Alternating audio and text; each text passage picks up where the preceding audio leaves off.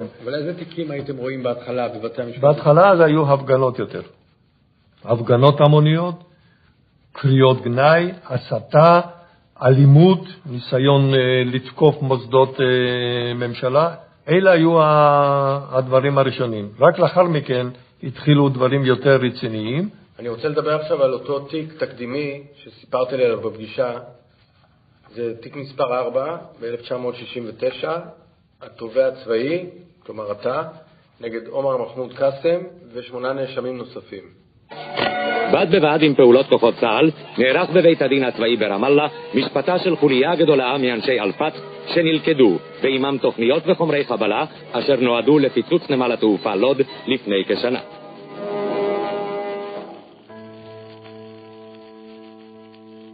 The Israeli soldiers who testified in the trial said they were flown in by helicopter to pursue a group of people who entered the occupied area from Jordan illegally.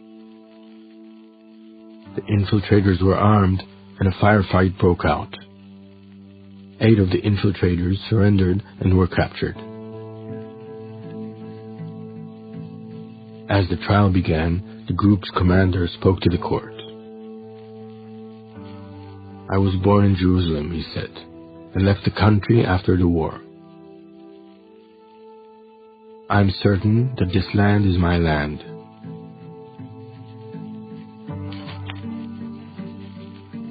The documents in the file reveal that Omar Qassem left the West Bank in 1967 during a period when many Palestinians left the area uncertain of what might come. In Jordan, he joined one of the Palestinian organizations, went through military training, and was sent back into the occupied area in order to attack Israeli targets and help spark an armed uprising in the region. In court, Qassem claims that he is a soldier who fought against soldiers. He is not willing to stand trial as a criminal. הטענה שמדובר בשבויי מלחמה הועלתה גם באום. לאחר מתן פסק הדין, משרד החוץ תרגם את פסק הדין והפיץ אותו באום בין כל חברות האום כטענה שהנה הנושא נבדק ואפשר לבקר אותו מבחינה משפטית לאור הניתוח המשפטי והעובדות כפי שהתגלו במשפט הזה שאכן לא מגיע להם מעמד של שבויי מלחמה. وهي معسكرات خاصة لتدريب الكتائب من مختلف فئات الشعب الفلسطيني. يصبح الشعب الفلسطيني بأكثريته الساحقة قادرا على الاشتراك في المعركة القادمة. Today, the distinction between a soldier and a terrorist is deeply rooted in our legal and political discourse. But apparently at the end of the 1960s, it was still necessary to establish this difference in the law.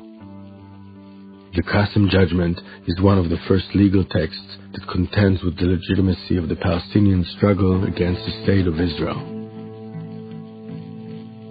In his ruling, Judge Abulafia writes that the Geneva Convention indeed grants special status to lawful combatants, including members of liberation organizations. To be granted such status, explains the judge, these combatants must meet certain requirements. Most importantly, they must fight according to the international laws of warfare.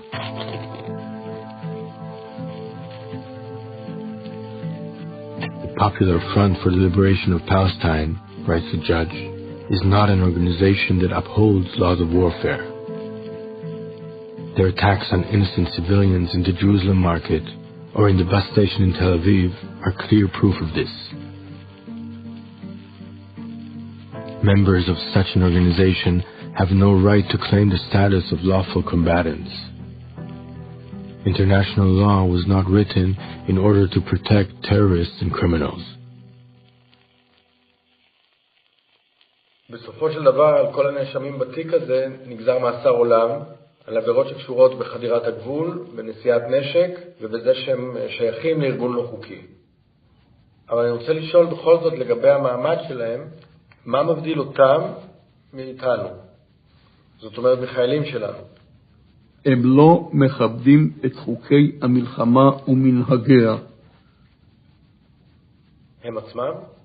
הם עצמם וגם... אבל הקבוצה הזו אמנם הייתה חמושה בנשק וגם חומרי חבלה, אבל בפועל הם לא פגעו באזרחים, הם נקלעו לקרב עם כוחות צה"ל.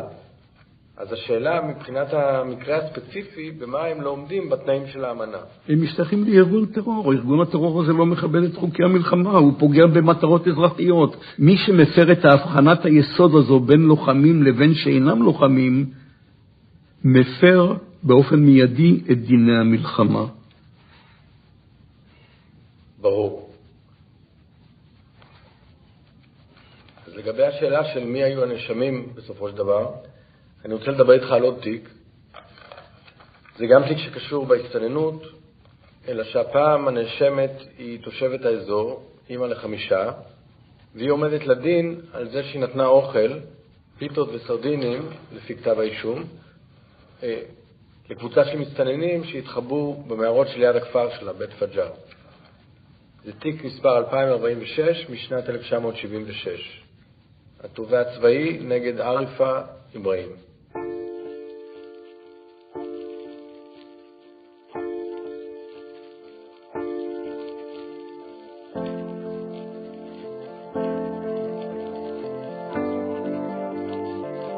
According to what she said during her interrogation, Arifa met a woman in the marketplace who told her that a certain man asked that she meet him in the vineyards outside the village the next day. Arifa understood that this man had come from Jordan illegally and that he is hiding from the authorities. She also figured he might be hungry and thirsty. When she went to the meeting, Arifa brought bread and a couple of tins of sardines with her. Over the next 2 weeks, she continued to bring food and water for the man and for 3 others who were hiding with him. Months later, she was arrested for this and brought to trial. איך נודע לממשל על הפיתה? אתה לא צריך להיות מוטרד או מודאג בעניין הזה. עיניים ואוזניים לכל הכתלים. תשמע, יש אנשים שמופרים על כך, וזה מגיע לידיעת התביעה הצבאית, או לשירות הביטחון הכללי, ומשירות הביטחון הכללי לתביעה הצבאית מתנסח כתב אישום, והאישה מובאת על כך שהיא נתנה סיוע למסתנן חמוש, בניגוד לסעיף זה וזה, לצו בדבר מניעת הסתננות.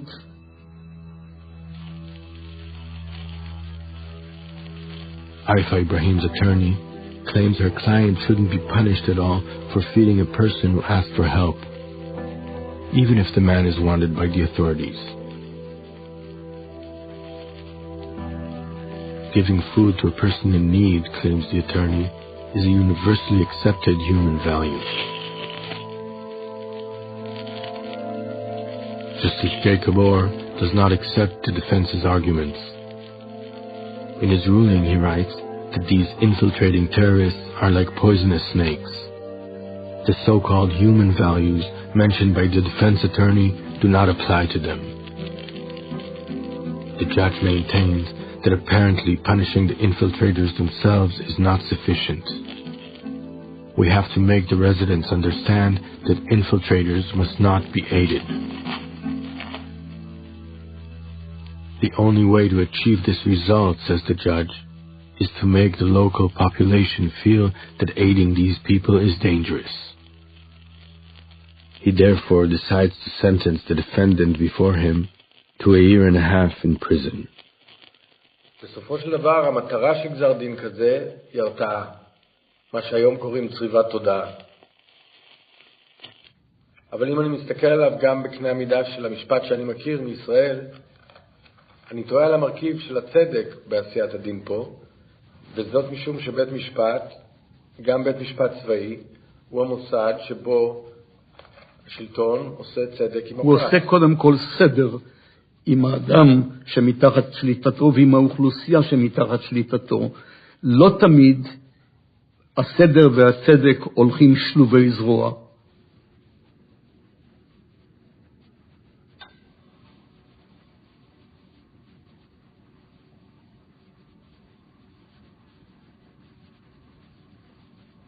justice demands that I, the person documenting the case, interview the defendant, Arifa Ibrahim. What does she remember from her trial in 1976? Why didn't she say anything throughout the proceedings?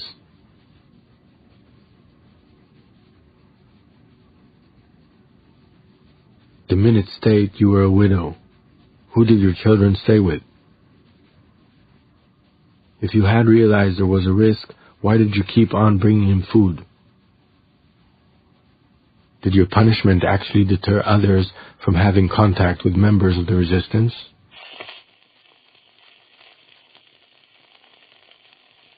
It turns out that Arifa Ibrahim still lives in the village of Bet Fajar.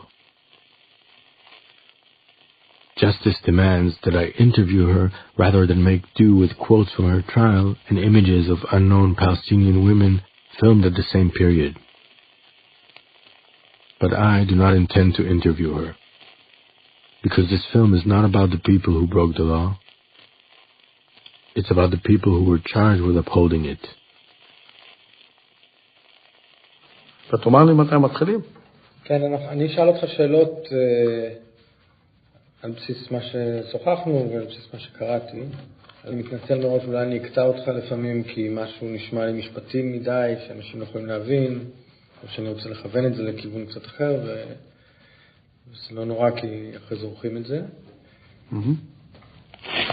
מאות חיילים יפתחו את מסע ההלוויה ההמוני שעבר למרגלות מערת המכפלה ונע לכיוון מקום הרצח ברחבת בית הדסה.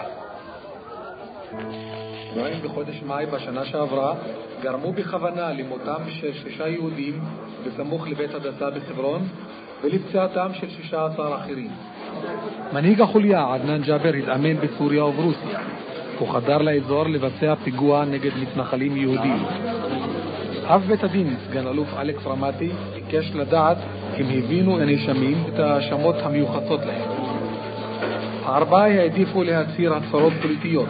סניגוריו של הנאשמים טען נגד סמכות בית משפט צבאי זה לדון ולשפוט את הנאשמים בהיותם לטענתו שבויי מלחמה. בית המשפט דחה את הטענה. שלושת השופטים קראו במשך 20 דקות את גזר דינם. הנאשמים הם חיות אדם, אמרו השופטים, אין בהם צלם אנוש, זה היה רצח מתוכנן, יש להגיב עליו בחומרה.